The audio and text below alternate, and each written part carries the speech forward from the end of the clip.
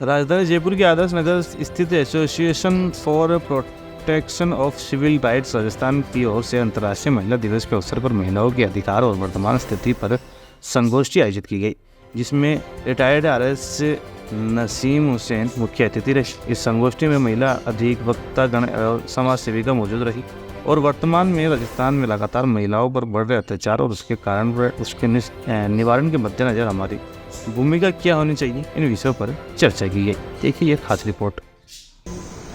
Ma'am, आज की जो मीटिंग रखी गई है खासकर महिलाओं के लिए, क्या अधिकार चाहते हैं और जो मीटिंग का जो उद्देश्य है वो क्या है?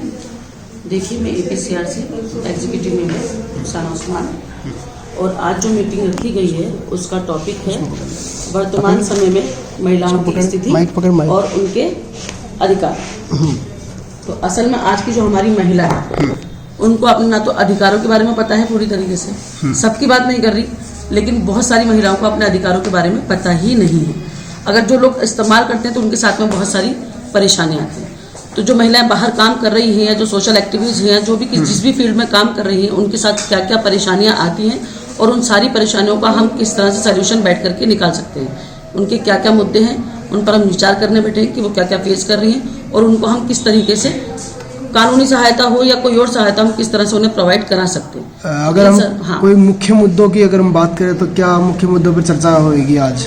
मुख्य मुद्दे अगर हम बात करें तो देखो, सबसे पहला मुद्दा जो है, जितने लोग यहाँ बैठे हैं उसके अलावा जिनको बुलाया था वो नहीं आ पाए, बाहर क्यों नहीं निकल पाते, अपनी बात क्यों नहीं रख पाती, हाई एजुकेशन क्यों हासिल नहीं कर पाती, बाहर काम नहीं कर रही है तो क्यों नहीं कर पाती, उसके लिए उन्हें क्या क्या चाहे ट्रैवलिंग से लेकर के हो, चाहे उन्हें सामाजिक डर हो या किसी भी तरह का कोई भी डर हो, तो क्यों है, क्या क्या वो फेस कर रहे हैं, उसके लिए हम क्या कर सकते हैं, हम उन्हें कानून के दायरे में रह करके क्या क्या चीज़ें सहूलियतें और क्या क्या अधिकार उन्हें बता सकते हैं, हम उन सब चीज़ों पर चर्चा करने के लिए हम बैठे हैं। आज हम इसलिए बैठे हैं कि सारे जितने लोग बैठे हैं वो सब काम करने वाले बैठे हैं, तो काम करने वालों के साथ में भी बहुत सारी परेशानियां आती हैं, उनके साथ में भी क्या क्या परेशानी आती है हम उन पर चर्चा करेंगे और उनका सोल्यूशन हम किस तरह से निकाल सकते हैं वो आपस में चर्चा करके या जो हमारे सीनियर से फिर वो बात करके फिर उस पर निकालेंगे नतीजा। मैं आपसे ये जानना चाहूँगा कि सूर्य नमस्कार को लेकर काफ़ी बड़ा मुद्दा इस टाइम पर छिड़ रहा है, इसको किस तरह से देखते हैं? ये देखिए, चाहे हिजाब का मुद्दा हो या सूर्य नमस्कार हो, ये अगर ये चीज़ें स्कूल में अगर धार्मिक प्रैक्टिस कराई जाने लगेगी तो फिर बच्चों को शिक्षाएं कहाँ से मिलेंगी, वैल्यूज़ कहाँ से होगी, उनकी एजुकेशन कहाँ से बढ़ेगी, अगर इन्हीं चीज़ों पे कंसंट्रेशन करके तो फिर उसको एक कम्युनल इशू और दे दिया जाता है। ये सब अभी कोई ज़्यादा मुद्दे वाली बात नहीं है, इलेक्शन ख़त्म हो जाने दीजिए, ये सारी चीज़ें भी गायब हो जाएंगी।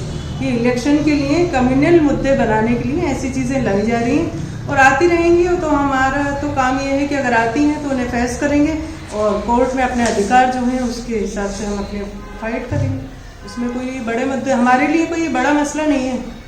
अगर हम नहीं कर सकते हैं तो we will not do in school, in everywhere we will not do this. ये हमारे लिए एक शिर्क है, तो शिर्क है वो ना हम स्कूल में कर सकते हैं ना आउट ऑफ स्कूल कर सकते हैं। इस्लाम के अकॉर्डिंग अगर हम बात करें सूर्य नमस्कार को क्या समझते हैं, इस्लाम में क्या बताया गया? इस्लाम के अकॉर्डिंग ये है, देखिए कि सूरज है या चांद है या ये पेड़ है, धरती, जो कुछ भी है वो किसी, ये सारी चीज़ें किसी एक, ये तो सभी धर्मों में है कि किसी न, अब तो साइंस भी ये मानती है कि this is controlling by any one hand, किसी न किसी के हाथ में तो है ये कंट्रोल।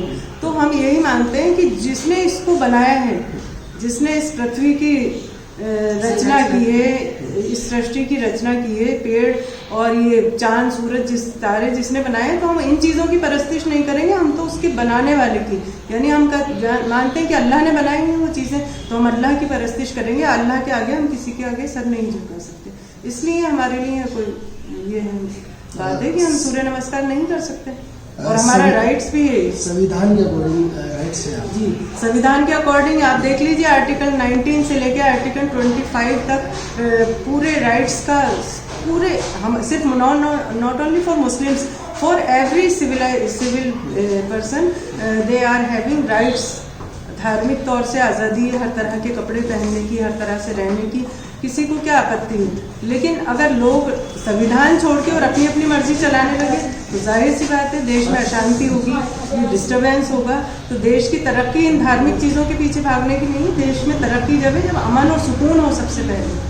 तो यही चीज़ें हैं, मुद्दा अमन और सुकून और देश की तरक्की का है, उस पर ध्यान देना चाहिए, बजाय इसके कि कम्युनल इश्यूज उठाए जा रहे हैं और वो सिर्फ और सिर्फ इलेक्शन की वजह से उठाए जा रहे हैं। आफ्टर इलेक्शन कर्नाटक में देख लीजिए आप, हिजाब का विवाद हुआ, इलेक्शन के बाद सब कुछ सॉर्ट आउट, अब कुछ बात नहीं है।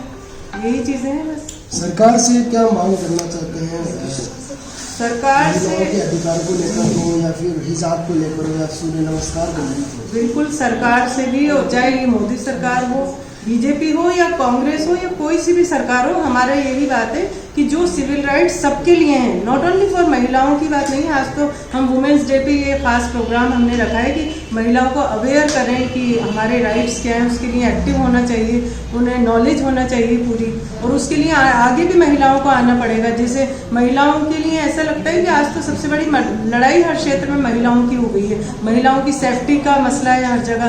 आप देख लीजिए ना, तो 4 महीने की बच्ची से लेके और 80 साल की औरत जिस कंट्री में जिसकी इज्जत की हिफाजत नहीं हो पा रही है, मार दी जा रही है, तो बहुत बड़ा इशू है ये, उनके खुद के राइट्स को सेव करना। इसीलिए हम APR से जुड़े हैं कि हक की बात करते हैं, और हम मैं जमात से भी हूँ, और जमात का भी हर हक के मुद्दे पे जमात सबसे आगे आके बात करती है, हमेशा अपनी बात रखती है, और जहाँ मजलूम है उनके साथ खड़े होकर अपनी बात रखती है। इसीलिए APCR से जुड़ने का मकसद ही ये है। आपने देखा है ना कि association for protection of civil rights, इसीलिए हम सब साथ हैं, क्योंकि हमारी मेंटलिटी यही है कि हमारे सिर्फ हमारे नहीं, सबके, चाहे हिंदू मुस्लिम हो सिख ईसाई हो, तमाम जो महिलाएं हैं वो सेफ्टी के साथ रहें कंट्री में, और उनके पूरे हक, उनके राइट्स उनको मिले।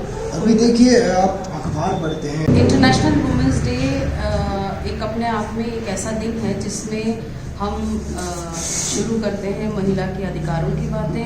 एटलीस्ट हमारे सोसाइटी में महिलाओं के साथ में जिस तरह की मैं वारदातें कह सकती हूँ, कि मैं छोटी बात नहीं करूँगी, मैं बड़ी ही बात करूँगी, जिस तरह की वारदातें हो जाती हैं, और उसका रीज़न ये होता है कि महिलाओं को अपने अधिकारों के बारे में ही नहीं पता। तो वुमेंस डे पर हम ये चाह रहे थे कि कुछ महिलाओं को हम इकट्ठा करें, ख़ास तौर से वो औरतें जो जुझारू नहीं हैं, जिन्हें अपने राइट्स के बारे में नहीं पता है।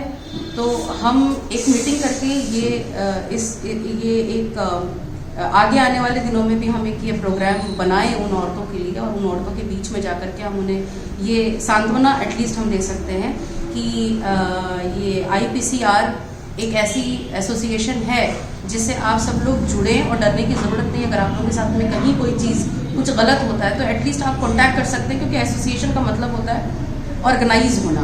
तो हम जैसे लोग ही अगर उन लोगों को इकट्ठा करेंगे तभी तो उन्हें पता ही नहीं है कि हमें जाना कहाँ है। तो आपसे सवाल ये है कि APCR से आप कब से जुड़े हैं? मुझे तकरीबन 2-2.5 साल हो चुके हैं। 2-2.5 साल हो गए हैं। जुड़ने का कारण क्या रहा? जुड़ने का कारण ये है कि ये लोग राइट्स पे काम करते हैं। अधिकार, राइट्स बताना बहुत ज़रूरी है ताकि जुल्म सहने की जो आदत है वो ख़त्म हो सके। मैं आपसे जानना चाहूँगा कि आज के ठीक 2 महीने पहले जी, हिजाब का मामला बड़ा खून दिया था, इसको लेकर आप क्या कहना चाहिए? देखिए, हिजाब का मामला जो तूल दिया गया वो एक एजुकेशनल इंस्टीट्यूट से शुरू हुआ, यानी एक स्कूल से शुरू हुआ जहाँ पे बच्चियाँ पढ़ती हैं। मेरा ये मानना है कि बच्चियों की पढ़ाई पर ध्यान देना चाहिए, बजाय इसके कि आप ये ध्यान दें कि किसने टीका लगा रखा है, किसने मंगलसूत्र पहना है, या किसने अपना सर ढका हुआ है। सर ढकना मेरे हिसाब से गलत नहीं है। It's like a civilisation.